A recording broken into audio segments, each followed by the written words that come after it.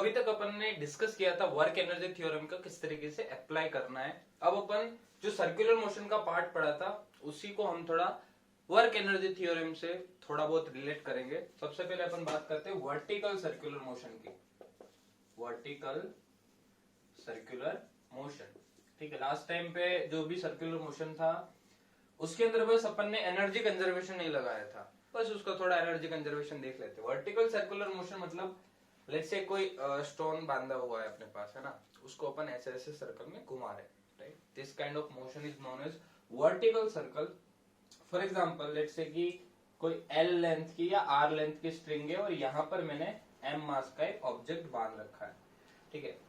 तो उसको जो भी मैंने इनिशियल स्पीड दी है लेट्स से यू दी है, तो अपन के पास ये सारे सारे ऑब्जेक्ट्स रहते हैं, चीजें रहती है फाइंड आउट करने की कि यू कितनी होनी चाहिए कि एक पूरा सर्कल घूम जाए, क्योंकि हर बार जरूरी थोड़ी है कि ये पूरा सर्कल घूम जाए। हो सकता है कि मैंने थोड़ी सी स्पीड दी और वो यहाँ से वापस आ गया, ठीक है, तो बस हाफ सर्कल करेगा।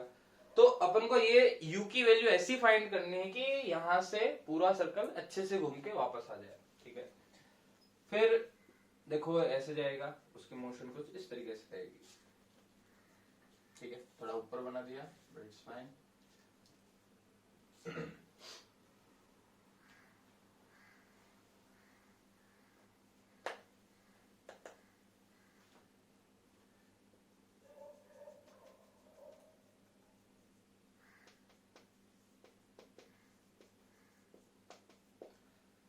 राइट, पॉइंट डिनोट कर देते हैं, let's say A B C and D, ठीक है। तो अगर मैं ए पॉइंट की बात करूं तो टेंशन यहाँ लगेगा, ठीक है, और ये अगर एम मास का ऑब्जेक्ट है तो नीचे की साइड लगेगा एम जी, राइट। और इनिशियल स्पीड मैंने दी है इसको u। अब जैसे ये इधर से इधर धीरे धीरे जाने की कोशिश करेगा उसके हिसाब से इसकी स्पीड चेंज होती जाएगी, प्लस टेंशन भी चेंज होता जाएगा, राइट। फॉर एग्जाम्पल अगर मैं इसका कोई एक जनरल केस लेता हूं, लेट्स से कि वो यहां से वर्टिकल के साथ कुछ थीटा एंगल बना रहा है, ठीक है, और यहाँ पे आ गया, तो अब मैं निकालूंगा कि इसके ऊपर टेंशन की वैल्यू क्या रहेगी, ठीक है। हर एक पॉइंट पे टेंशन पूछ लेंगे, मैं एक दो सवाल भी करा दूंगा, ठीक है। तो टेंशन फाइंड आउट करना आना चाहिए, तो उसके लिए देखो क्या करना है, m है तो नीचे लगेगा अपना mg, और अगर ये थीटा है तो ये भी थीटा है, तो इस साइड क्या आ जाएगा mv² r, राइट। और अगर ये mg है तो इस साइड एक कंपोनेंट आएगा इसका mg cos theta, mg sin theta का अपन को कोई काम नहीं है, ठीक है। तो यहां से जो टेंशन की वैल्यू आएगी वो अपन क्या लिख सकते हैं, t that is equal to mv²r plus mg cos theta, right. और धीरे धीरे देखोगे तो जैसे जैसे थीटा बढ़ रहा है यहाँ पर, तो एक बात पता पड़ रही है, थीटा बढ़ रहा है तो ये क्वांटिटी कम होगी, राइट, क्योंकि cos थीटा में थीटा की वैल्यू जैसे ही बढ़ती है 0 से 90, तो cos थीटा की वैल्यू कम होती है, तो इस क्वांटिटी की वैल्यू कम होगी। और एक और बात, v भी कम हो रही है, ठीक है, ऑब्वियस सी बात है, ऊपर जाएगा तो धीरे धीरे v की वैल्यू कम होती जाएगी, क्योंकि वो एनर्जी पोटेंशियल एनर्जी में कन्वर्ट हो रही है, तो काइनेटिक एनर्जी कम होती जाएगी यहाँ पर। और अगर v कम हो रहा है तो मैं ये भी बोल सकता हूँ कि टेंशन भी क्या हो रहा है, कम हो रहा है। लेकिन ये मैंने कहाँ की बात करी, a to b में ये हो रहा है, ठीक है। अब देखो अगर ये इसको मुझे वर्टिकल सर्कल करना है, ठीक है, तो एक कंडीशन नेसेसरी है। अगर कोई भी चीज है, कोई भी स्टोन वगैरह मैंने पकड़ रखा है, तो अगर मैं उसको वर्टिकल सर्कल ऐसे करूंगा तो हर जगह स्ट्रिंग के अंदर टेंशन ग्रेटर देन 0 होना चाहिए। कहीं पे भी अगर टेंशन 0 हो गया मतलब स्ट्रिंग जरा से भी लूज हो गई, फॉर एग्जांपल जैसे मैंने यहां पर दिया और अचानक से 0 हो गया, ठीक है, तो उस पर्टिकुलर टाइम पे अपन ऐसा बोल सकते हैं कि वो सर्कल नहीं कंप्लीट कर पाएगा। तो टेंशन हमेशा at each and every point of the circle tension should be greater than 0, ठीक है, फॉर वर्टिकल सर्कुलर मोशन। ये एक कंडीशन है, नेसेसरी कंडीशन, सबको याद रखनी है कि for vertical circle, for complete vertical circle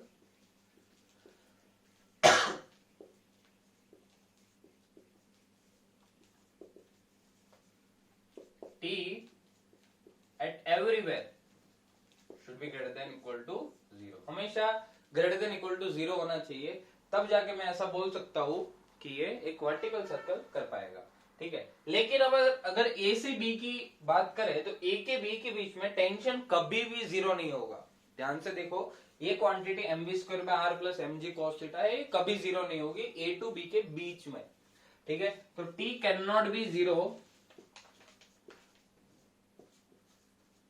in a to b, right. एक बात अपन को पता पड़ी। और एक बात अपन ध्यान से ऐसा समझ भी सकते हैं कि कोई भी पार्टिकल है उसको जरा सी भी स्पीड अगर देते हैं तो एक ये वाले सर्कल में तो घूमेगा ही घूमेगा, मतलब बी से डी पॉइंट तक इस तरीके से तो घूमेगा ही घूमेगा, ठीक है। ऊपर नहीं जा सकता, वो अलग बात है, वो उसकी बात बाद में करेंगे। यहाँ पर टेंशन जीरो हो सकता है, बट यहाँ पर कहीं पे टेंशन जीरो नहीं हो सकता, ठीक है। तो टेंशन घटेगा यहां से यहां जाते वक्त। अब अगर मैं B2C की बात करूं तो लेट्स से कि अगर मैं कोई जनरल पॉइंट की बात करता हूं जिसने वर्टिकल के साथ थीटा एंगल बनाया है, तो अब इसके अंदर कितना होगा टेंशन की वैल्यू। तो देखो इस साइड लगेगा mg, ठीक है, अगर ये थीटा है तो ये भी थीटा, और बाहर लगेगा mv स्क्वायर बाय आर, ठीक है। तो अपन को तो इस साइड वाले कंपोनेंट इक्वेट करने, तो mg का ये कंपोनेंट क्या आ गया, mg cos थीटा, राइट। तो अपन को यहां से क्या आ गया, t plus mg cos theta which is equal to mv square by r, right. अब देखो तो यहां से टेंशन की वैल्यू मेरे पास क्या आ गई, that is equal to mv square by r minus mg cos theta, that means t can be zero. ध्यान से देखोगे तो जैसे मैं यहां से यहां जा रहा हूं तो थीटा कम हो रहा है, देखो, ठीक है, क्योंकि ये थीटा मैंने वर्टिकल के साथ लिया है। तो इनिशियली जब वो बी पॉइंट पे था तो वर्टिकल के साथ एंगल था 90, और इनिशियली 90 था, वहां से जा रहा है 0, 90 से 0 जा रहा है, तो cos थीटा की वैल्यू क्या होगी, cos थीटा की वैल्यू बढ़ेगी।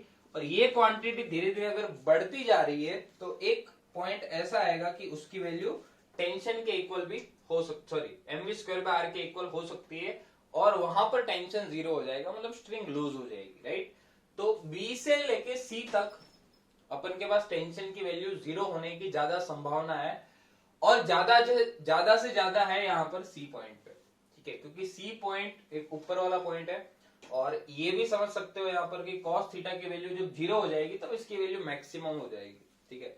तो अपन के पास एक पॉइंट रहा कि अगर C पे tension greater than equal to zero हो गया तो उसका मतलब हर एक पॉइंट पे, अब यहां तक आ गया तो उसके बाद आगे तो सर्कल आराम से कर लेगा। अगर यहाँ पे टेंशन ग्रेटर देन जीरो है उसके बाद फिर धीरे धीरे तो आराम से इसी पाथ पे आ जाएगा। तो मुझे क्या करना है, हर जगह टेंशन की वैल्यू जीरो करनी है। तो अपने पास एक पॉइंट आया कि if tension at C is greater than zero, that means tension eight everywhere that is greater than zero, ठीक है। अगर उसकी C पे जो टेंशन की वैल्यू है वो जीरो से, आप ऐसा समझो, बड़ी है, तो हर जगह टेंशन की वैल्यू उससे जीरो से ज्यादा ही है, ये बात समझनी है। अब लेट्स से कि यहां पर जब पार्टिकल पहुंचा तब उसकी वेलोसिटी है v, यहां से यहां चला गया, ये भी रेडियस है r ही है। अब मुझे टेंशन एट C की वैल्यू निकालनी है, तो सबसे पहले टेंशन की वैल्यू निकालते हैं। तो देखो इधर होगा टेंशन और बाहर की साइड लगेगा mv square by r, right, और नीचे की साइड लगेगा अपने पास mg। तो यहां पे अगर मैं बात करूं तो मेरे पास आया t plus mg that is equal to mv square by r. So tension at C that is equal to mv square by r minus mg। अब देखो, अब मुझे v से मतलब नहीं है, मुझे u से मतलब है कि इनिशियल स्पीड में कितनी दूर कि वो पूरा का पूरा सर्कल कर पाए। तो अपन एक ये कंक्लूजन पे पहुंचे कि वहां पर tension greater than equal to zero होना चाहिए। तो अपन पहले v की वैल्यू, ठीक है, अपन को क्या करना है, टेंशन एट C आया ये, that should be greater than equal to zero, ये करना है अपन को। बट v अपन को नहीं पता, ये तो हमने माना है कि यहाँ पर मान लिया स्पीड v है, लेकिन हम निकाल सकते हैं, ठीक है। लेट्स से कि अगर रेफरेंस पॉइंट ले लो अपन, और हालांकि यहाँ पर एक ही टाइप का फोर्स है mg which is conservative force, ठीक है। और कंजर्वेटिव फोर्स अगर अपने पास दिया है तो अपन क्या यूज कर सकते हैं, k initial plus u initial that is equal to k final plus u final, ठीक है। इनिशियली मैंने मान ली कि ये रेफरेंस लाइन है, तो रेफरेंस लाइन के ऊपर हमें एक बात पता है कि रेफरेंस लाइन जहां पर भी मानते हैं वहां पर पोटेंशियल एनर्जी जीरो मान लो, ठीक है। और initial kinetic energy of the ball यहाँ पर इस पॉइंट पे that is equal to half mu square, right. और जब वो फाइनली यहाँ पर चला जाएगा तब उसके पास कुछ स्पीड लेट से v है, तो that is equal to half v square. But what is the final potential energy? If this is the reference line, then if it would go 2r distance in upper side, तो वहां पर उसकी potential energy क्या हो जाएगी? 2mgr, mg into h basically, right? mg into h, और h की value हो गई 2r इस रेफरेंस लाइन से, तो वहां पर उसकी पोटेंशियल एनर्जी आ गई अपने पास 2mgr. तो ध्यान से देखोगे तो ये आ जाएगा, mm कैंसिल कर देते हैं, राइट? या तो mv स्क्वायर की वैल्यू निकाल लेते हैं. So this will be mu square that is equal to mv square plus 4mgr. तो यहां से mv स्क्वायर की वैल्यू आ गई which is mu square minus 4mgr, right? इसको यहां पर पुट कर लेते हैं, राइट? तो अपने पास tension at c should be greater than equal to 0 आया है, राइट? अपन को ये करना है तो वहां से u की एक कंडीशन आएगी, तो mv स्क्वायर की वैल्यू पुट कर देते हैं. तो this will be mu square minus 4mgr divide by r minus mg should be greater than equal to 0. ठीक है, ये 0 होना चाहिए for vertical circle because this should be greater than 0. तो यहां से m को कैंसिल कर दो. ठीक है, तो ध्यान से देखो तो ये आया u स्क्वायर माइनस 4g. ठीक है, r को इधर ले जाओ, 4g r minus gr that should be equal to greater than equal to 0. तो u square should be greater than equal to 5gr. That means u should be greater than equal to root 5gr. That means अगर अपन को vertical circle complete कराना है किसी भी particle का, तो उसकी जो स्पीड है that should be greater than equal to root 5gr. अगर रूट 5gr से स्पीड बड़ी होगी तो कोई टेंशन लेने वाली बात नहीं है, तो वो आराम से वो पूरा वर्टिकल सर्कल कर लेगा. फिर किसी ना किसी पॉइंट पे तुम्हें टेंशन पूछ लेंगे, तो टेंशन की वैल्यू तुम्हें बताई, यहाँ से यहाँ पूछा हो तो कुछ नहीं करना, t that is equal to mv square by r plus mg cos theta कर दो. ठीक है, v की जो भी वैल्यू है एनर्जी कंजर्वेशन से निकाल सकते हैं. बाकी ये बात पॉइंट पता होना चाहिए कि u should be greater than equal to root 5gr. Note कर लो इसको, राइट? तो इस तरीके से अपन वर्टिकल सर्कुलर मोशन की प्रॉब्लम कर सकते हैं, राइट? अब जैसे वर्टिकल सर्कुलर मोशन है वैसे ही आती है पेंडुलम मोशन. जैसे पेंडुलम मोशन तो मतलब ए से बी तक जाएगा बस. ठीक है, उसको अपन पेंडुलम मोशन बोलेंगे.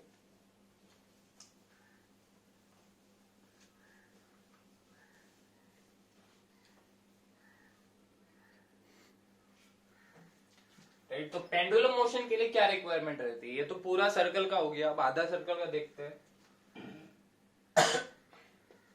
तो उसका दूसरा नाम ही है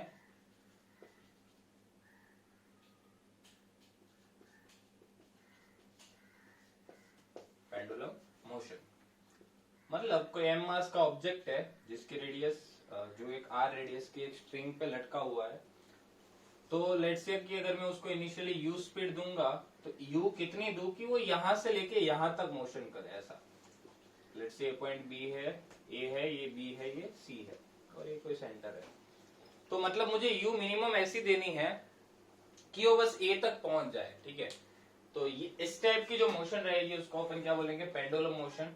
तो कितनी मुझे u देनी चाहिए कि वो एक ऐसा सर्कल घूमेगा, राइट? अब पॉइंट ये है कि यहां पे आने के बाद पार्टिकल की स्पीड अगर 0 भी हो जाए तो भी मुझे कोई मतलब नहीं है. v can be equal to 0. ठीक है, v 0 हो जाए, यहाँ क्या आगे स्टॉप हो जाए, यहां से जस्ट नीचे तक आ जाए, इतनी मुझे u देनी है. इस तरीके से समझो. ठीक है, तो समझो यहां से यहां अपन एनर्जी कंजर्वेशन लगाते हैं, right? Applying energy conservation between B and A. ठीक है, तो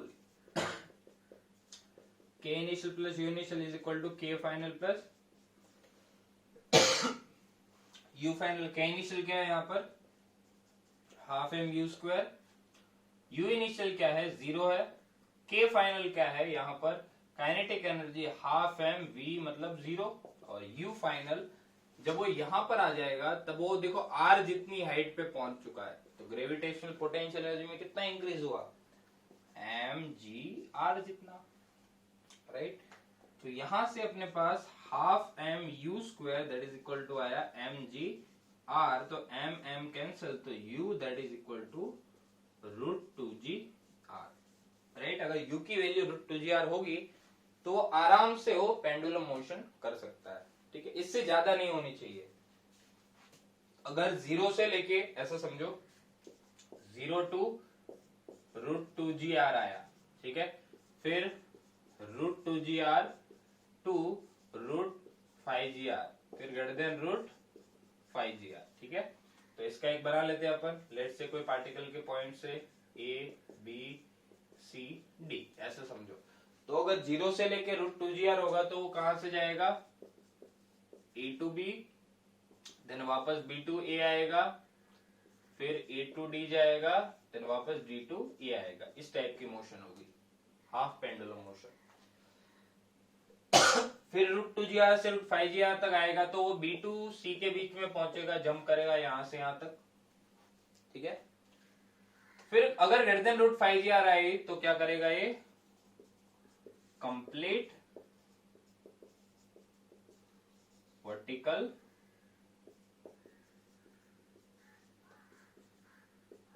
circle, right, complete vertical circle करेगा वो। तो ये समझ रहे हैं अपने को। तो ये है पेंडुलम मोशन का केस, ये है आगे से यहां के बीच का केस, ये वाला केस। फिर ये वाला केस है जब वो पूरा का पूरा वर्टिकल सर्कल करेगा, राइट। सेम ही एनर्जी कंजर्वेशन ही अप्लाई किया है और कुछ नहीं किया है।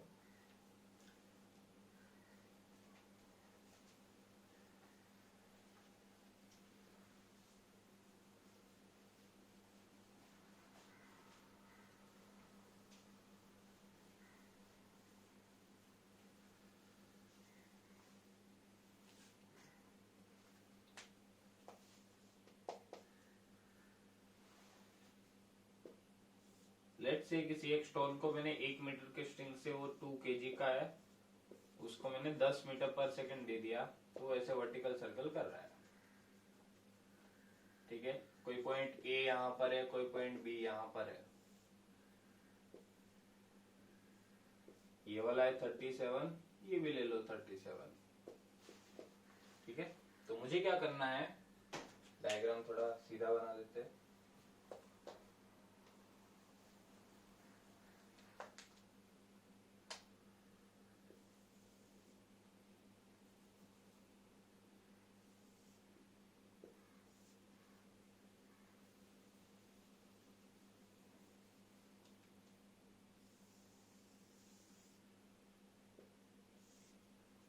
यहाँ पर है पहले ओरिजिन A, लेट से P, 1 मीटर की स्ट्रिंग है, 2 kg, 10 मीटर पर सेकेंड स्पीड दी है मैंने। जो पॉइंट A है वो 37 डिग्री वर्टिकल के साथ, और पॉइंट B है वो भी 37 डिग्री वर्टिकल के साथ, ठीक है। पहली बात, U कितना है यहाँ पर, U की वैल्यू है 10 मीटर पर सेकेंड। अब देखो √5gr की वैल्यू क्या आएगी, यहाँ से √5g is 10, r is 1, तो इसकी वैल्यू है √50। क्या 10 की वैल्यू √50 से ज्यादा है? यस, ज्यादा है। उसका मतलब ये जो पार्टिकल है वो पूरे का पूरा वर्टिकल सर्कल कर रहा है। अगर वो पूरे का पूरा वर्टिकल सर्कल कर रहा है तो तुम्हें किसी भी पॉइंट पे टेंशन पूछ सकते हैं, राइट। तो फॉर एग्जांपल अगर मुझे A पॉइंट पे टेंशन पूछा है, ठीक है, तो ये हो गया इधर टेंशन, ठीक है। कंपोनेंट लेते हैं अपन, A पॉइंट का थोड़ा डायग्राम बना लेते हैं, कुछ इस तरीके से है, और यहां पर है अपना A पॉइंट, राइट। फोर्स लिखे अगर तो इस साइड अपना है mg और इस साइड अपना है mv²/r, और एंगल के तौर पे देखें तो दिस इज 37 डिग्री, तो ये भी क्या हो जाएगा 37। तो mg का एक कंपोनेंट इधर आएगा जो mv²/r के साथ ऐड हो जाएगा, विच इज mg cos 37, और यहाँ पे लगेगा अपना टेंशन, राइट। तो ये सारे फोर्सेस लिख लिए, तो टेंशन की वैल्यू क्या आ गई, mv²/r प्लस mg cos 37। देखो सारी वैल्यू अपने पास है, बस v की वैल्यू नहीं है, ठीक है। तो यहां पर उसकी स्पीड अगर v है, ठीक है, चेंज हुई होगी, इनिशियली थी u, तो यहां से यहाँ एनर्जी कंजर्वेशन लगा देते हैं o से a तक, तो o से a से o कुछ भी बोल लो, k initial plus u initial that is equal to k final plus u final. k initial is the initial kinetic energy at point O, that is equal to half m u square, और थोड़ी देर के लिए इसको reference line मान लो, तो potential energy हो जाएगी 0। k final यहाँ पर इसकी स्पीड है v, तो half m v square plus u final. अब ध्यान से देखो, अगर ये है r, अगर ये है 37, तो इसकी वैल्यू क्या हो जाएगी, देखो cos 37 that will be equal to x by r, तो इसकी वैल्यू हो जाएगी r cos 37, और इसकी वैल्यू क्या हो जाएगी r sin 37, ठीक है। तो देखो इसकी वैल्यू है r cos 37, r cos 37 मतलब क्या हो जाएगा r cos 37, तो r की वैल्यू है 1, cos 37 इज 4/5, राइट। और अगर ये पूरा 1 मीटर की स्ट्रिंग है, तो अगर ये 4/5 है, तो इतनी लेंथ की वैल्यू क्या हो जाएगी 1/5। उसका मतलब वो कितनी हाइट के ऊपर चला गया पार्टिकल, 1/5 मीटर। और अगर वो 1/5 मीटर हाइट पे चला गया, तो उसकी पोटेंशियल एनर्जी अपन लिख सकते हैं mgh करके, mgh, h की वैल्यू क्या है यहाँ पर 1/5, राइट। तो यहां से देखो m कैंसिल हो गया, u स्क्वायर इज 10 का square divide by 2 that is equal to v square जो निकालना है divide by 2 plus g is 10 और h की वैल्यू है 1/5, सो ये हो जाएगा 2। तो ये है 100 that is equal to v square plus 4, right, 2 to 4। तो यहां से v स्क्वायर की वैल्यू आ गई बच्चों 100 माइनस 4, तो v square that is equal to 96, ठीक है, 96 आ गया। तो बस यहाँ पर सीधा वैल्यू पुट करनी है टेंशन निकालने के लिए, तो m is 2 kg, v square is 96 divide by r is 1 plus m is 2, g is 10, cos 37 is 4/5। तो 96 इंटू 2 आ जाएगा 192, और ये आ जाएगा 16, तो आ जाएगा 8 और 8 208 Newton, 208 Newton is the tension eight point A, ठीक है। तो इस तरीके से देखो तुम्हें दो प्रिंसिपल अप्लाई करने होंगे। तो पहली बात तो टेंशन का फॉर्मूला तुम्हें निकालना आना चाहिए उस पॉइंट पे, ठीक है। टेंशन का फॉर्मूला निकालना आ गया तो ये तो कंपोनेंट आराम से निकाल लोगे, बट v निकालना पड़ेगा। v निकालने के लिए तुम्हें एनर्जी कंजर्वेशन यूज करना है, ठीक है। तो ये प्रोसेस याद रखना, एनर्जी कंजर्वेशन जिन्हें भी दो पॉइंट के बीच में है उन दोनों पॉइंट के बीच में निकालना है। जैसे अभी मैं यहाँ पर O और B के बीच में एनर्जी कंजर्वेशन निकालूंगा to find out the tension at B। तो ध्यान से देखोगे तो B पॉइंट अपना यहां पर है, राइट, फोर्सेस सारे लिख लेते हैं। इधर भाई पे लग रहा है mg, राइट, इधर लग रहा है टेंशन, और अगर ये 37 है तो ये भी क्या है 37 ही है, और इधर भाई साहब पे लग रहा है mv स्क्वायर बाय r, ठीक है। तो यहां पर ध्यान से देखोगे तो mg का ये कंपोनेंट आ जाएगा mg cos 37। तो B पॉइंट पे क्या आ जाएगा इक्वेशन फोर्स का, बताओ बताओ बताओ, T plus mg cos 37 that is equal to mv square by r, but वहां पर v की वैल्यू मुझे नहीं पता है। तो O से लेके B तक मैं एनर्जी कंजर्वेशन लगाऊंगा अभी बच्चों। तो K initial plus U initial that is equal to K final plus U final, वापस वही इक्वेशन,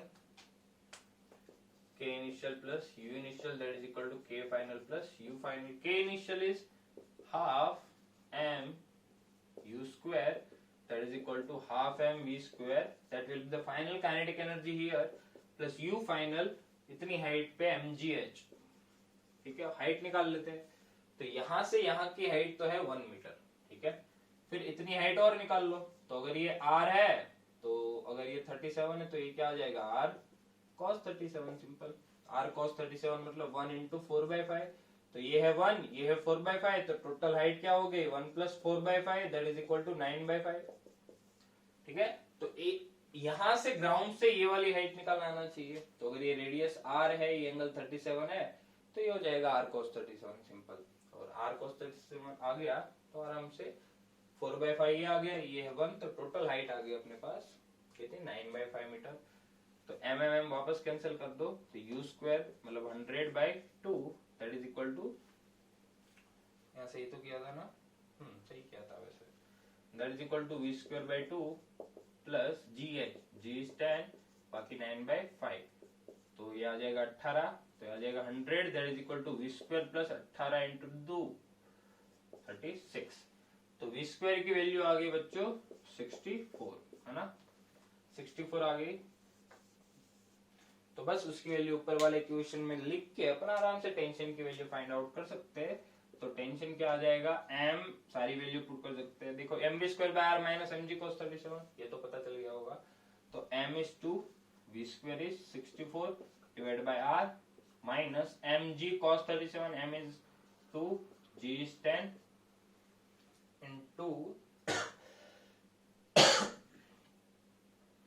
cos 37 इज 4/5, तो आ जाएगा 128 माइनस 16, तो 28 में 16 गया तो 112 न्यूटन। और देखो यहाँ पर ए पे टेंशन आया, देखो यहाँ पर टेंशन निकालोगे टी, तो यहाँ पर टेंशन क्या आएगा, mg plus mv square by r, तो इसको निकाल लो एक बार, mg plus mv tension at o है ना, mg मतलब 2 इंटू 10 प्लस mv स्क्वायर मतलब इनिशियली तो 10 ही है, 10 स्क्वायर बाय r इज 1, तो ये देखो कितना है 20 प्लस 200 220 न्यूटन। फिर ए पे क्या आया 208 न्यूटन, टेंशन कम हुआ, ठीक है। फिर बी पे देखो कितना आया 112 न्यूटन, जो बिल्कुल ही कम हो गया, ठीक है। तो इस तरीके से वर्टिकल सर्कुलर मोशन में तुम लोग टेंशन वाली प्रॉब्लम कर सकते हो, किसी भी पॉइंट पे तुम्हें टेंशन पूछ ले, ठीक है, तो तुम लोग आराम से निकाल सकते हो। तो 2 पॉइंट इसके अंदर याद रखने हैं, क्या क्या याद रखने हैं, पहली बात, तुम्हें जिस भी पॉइंट पे टेंशन पूछा है वहां तुम्हें टेंशन लिखना आना चाहिए, ठीक है। तुम्हें 2 कंपोनेंट आएंगे, एक आएगा सेंट्रीफ्यूगल फोर्स वाला mv स्क्वायर बाय r और एक आएगा mg, उनके कंपोनेंट कैसे प्लेस करने वो आना चाहिए। जैसे यहाँ पर mg plus mv square by r ही लगेगा क्योंकि mg नीचे है, यहाँ पर बाहर की साइड ही लगेगा mv square by r, mv square by r तो आएगा ही, उसके साथ cos थीटा नहीं आएगा, कंपोनेंट आएगा तो mg का आएगा, ठीक है। बस वो mg का कंपोनेंट यहाँ से यहाँ के बीच में इस साइड रहेगा, यहां से यहां के बीच में टेंशन की साइड रहेगा, टेंशन की साइड रहेगा तो तुम्हें क्या आना चाहिए T plus mg cos 37, right, तो इस तरीके से आना चाहिए। फिर यहां पूछ लिया तो यहां भी कर सकते हो, ठीक है, इधर टेंशन, फिर mg का ये वाला कंपोनेंट आ जाएगा, ठीक है, और बाहर mv स्क्वायर बाहर, तो वो तो सेम केस हो गया यहाँ, और यहाँ भी सेम केस हो जाएगा जो A to B में होगा, ठीक है। अब ये इक्वेशन लगाने के बाद यहाँ तुम्हें जरूरत पड़ेगी v की, क्योंकि तुम लोग किसी भी पॉइंट पे सेंट्रीफ्यूगल फोर्स लिखोगे तो वहां की वेलोसिटी पे भी डिपेंड करेगा, ठीक है। तो वो फाइंड आउट करने के लिए तुम क्या करोगे, जिस पॉइंट पे पूछा है वहां से वहां तक का एनर्जी कंजर्वेशन लगा दो, ठीक है। सिंपल हाइट निकाल लो, हाइट के लिए जो एंगल्स वगैरह थोड़ा यूज करना पड़ेगा, मैथमेटिक्स का यूज प्रैक्टिस करोगे तो आराम से समझ लोगे, ठीक है। तो इस तरीके से करेंगे वर्टिकल सर्कुलर मोशन के सवालों को।